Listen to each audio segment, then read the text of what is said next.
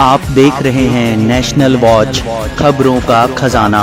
नमस्कार दोस्तों, राजधानी लखनऊ को अवध महोत्सव, उसके बाद यूपी महोत्सव देने वाली प्रगति पर्यावरण संरक्षण ट्रस्ट अब आगामी 20 जनवरी से आशियाना के काशीराम स्मृति उपवन में भारत हस्तशिल्प महोत्सव का आयोजन करने जा रही है। दोस्तों 20 तारीख को यह महोत्सव शुरू होगा और 22 तारीख को जन्मभूमि मंदिर का उद्घाटन पीएम मोदी करेंगे। तो इस बार भारत हस्तशिल्प महोत्सव में क्या कुछ खास होगा, किस रंग में रंगा हुआ आएगा भारत हस्तशिल्प महोत्सव नजर, इसकी जानकारी आज अध्यक्ष विनोद कुमार सिंह ने दी। उनके साथ आयोजन समिति के उपाध्यक्ष एनबी सिंह भी मौजूद थे। चूंकि एक के बाद एक महोत्सव हर साल कराती है ये संस्था, तो एक के बाद एक चैलेंज भी बढ़ते चले जाते हैं, क्योंकि एक मेले में जो व्यवस्थाएं होती हैं तो उम्मीद हो जाती है कि उससे और आगे बढ़ करके होंगी। तो भारत हस्तशिल्प महोत्सव इस बार लखनऊ वालों की उम्मीद पे कितना खरा उतरेगा और कौन कौन से रंग आपको इसमें नजर आने वाले हैं, उसकी जानकारी देने के लिए आइए हम बातचीत करते हैं अध्यक्ष विनोद कुमार सिंह जी से। मैं doctor M Rahman, managing director Ramshah hospital and trauma centre, Dubagga Hardoi road, Lucknow. आप सभी को हमारे हॉस्पिटल के स्टाफ और हमारी तरफ से नववर्ष की शुभकामनाएं देता हूं। जिस तरह से इस मौसम को, ठंडे मौसम को देखते हुए कोरोना का स्कोप बढ़ रहा है, इसके लिए हम सभी को एहतियात और मास्क, इन सब चीज़ों का ध्यान रखते हुए कार्य करना चाहिए। भारत हस्तशिल्प महोत्सव इस बार तीसरा भारत हस्तशिल्प महोत्सव है, जो 20 जनवरी 2024 से प्रारंभ होगा और 5 फरवरी 2024 तक चलेगा। यह पूरा कार्यक्रम अपने पुराने स्थल पर काशीराम सांस्कृतिक कार्यक्रम स्थल आशियाना लखनऊ में कराया जाएगा। जैसा कि आप सभी जानते हैं कि 22 जनवरी को अयोध्या धाम में राम जी विराजेंगे और उसके लिए पूरा विश्व, देश ही नहीं पूरा विश्व राममय होगा।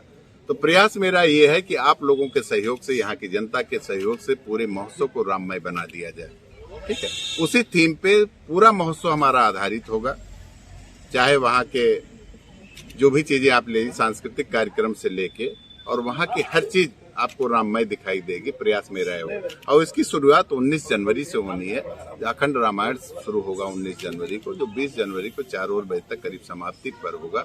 और जब समाप्त होगा हमारा अखंड रामायण, तो उसी समय उसी के दीप के प्रज्वलन से, आरती के दीप से दीप प्रज्वलन करके महोत्सव का उद्घाटन होगा। आप सभी को पता है कि पूरे विश्व के धर्माचार्य यहाँ पर आ रहे हैं। प्रयास मेरा ये है कि हमारे भारतवर्ष के जो 4 धाम हैं, वहाँ से एक एक धर्माचार्य को मैं बुला के इस महोत्सव का उद्घाटन कर रहा हूँ। जी, किन किन राज्यों की झांकी देखने को मिलेगी और उत्तर प्रदेश के कितने जनपद इसमें प्रतिभाग करेंगे? उत्तर प्रदेश को सबसे बड़ी खुशी की बात ये है कि इस साल सरकार ने इस मेले को, मतलब जो तीनों मेले हम कराते हैं, यूपी महोत्सव, अवध महोत्सव और भारत हस्तशिल्प महोत्सव 2024 जो होने वाला है, इसको हस्तशिल्प विपणन प्रोत्साहन योजना के तहत, ओडीओपी के तहत राज्य स्तरीय मेलों में इसको शामिल कर लिया गया है। ठीक है, तो आप समझिए कि उत्तर प्रदेश के जितने भी जिले हैं, सभी के प्रमुख उत्पाद आपको यहाँ देखने को मिलेंगे। पता है ना कि चारों धाम जो हमारे हैं, वहाँ के चारों धर्माचार्यों को बुलाने का प्रयास है। बाकी उत्तर प्रदेश के जैसे काशी हो गया, हमारा नैमिसारण हो गया, यहाँ के भी आपका मथुरा हो गया। प्रयास ये हमारे कि जितने भी हमारे प्रमुख धर्मस्थल है, वहाँ के धर्माचार्य, आचार्य जो भी आ जाए, मतलब पूरा प्रयास हमारा, चूंकि 22 तारीख को सभी अयोध्या में होंगे जी, तो अब बुलाना ज्यादा आसान होगा। प्रयास मेरा चल रहा है और वो प्रयास आप लोगों के सहयोग से संभवतः सफल भी होगा। कितने राज्य, कौन कौन से राज्य इस बार प्रतिभाग कर रहे हैं? कम से कम 12 राज्यों का प्रतिभाग कराया जाए, खास तौर से जो हमारे अगल बगल के हिंदी भाषी क्षेत्र हैं, उन सारे राज्यों पर झांकियां भी देखने को आपको मिलेगी। और लोक कला, लोक संस्कृत, मतलब 12 से 15 राज्यों का मैंने प्रयास किया है, लेकिन हस्तशिल्प आपको पूरे देश के हस्तशिल्प देखने को आपको मिलेगा। जी विनोद जी, जो भी महोत्सव आप ऑर्गेनाइज कर रहे हैं, उसका फन जोन और फूड जोन बहुत पब्लिक पसंद करती है, तो इस राममय भारत महोत्सव में फूड जोन और फन जोन कैसा होगा?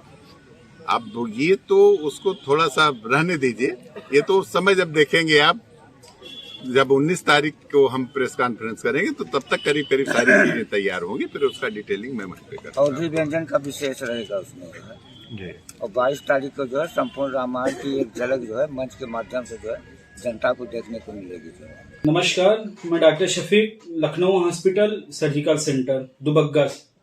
आप सभी प्रदेशवासियों और पूरे भारतवर्ष को नव वर्ष की हार्दिक शुभकामनाएं। जैसा कि आप सबको मालूम है कि इस समय ठंड का मौसम चल रहा है, तो इसमें खासकर बुजुर्गों को बहुत ज़्यादा ध्यान रखने की ज़रूरत है। बच्चों को भी ध्यान रखने की ज़रूरत है। इस समय कोरोना की संभावित लहर बताई जा रही है कोरोना की संभावित लहर बताई जा रही है, जिससे हमको डरना नहीं है। कोरोना से हमको बचाव जो गवर्नमेंट की तरफ से, WHO की तरफ से जो गाइडलाइन आ रहे हैं, उस सबको हम लोगों की तरफ ध्यान रख के उन सबसे हमको बचाव करना है। मास्क लगाना है, सैनिटाइजर यूज करना है, गैदरिंग से बचना है। आजकल बहुत सारे नव वर्ष में बहुत सारी गैदरिंग, मेले, इन सब लोगों को हम अवॉइड करना है। खासकर बचें, मत जाएं। अगर जाना है तो सैनिटाइजर, मास्क का यूज करें।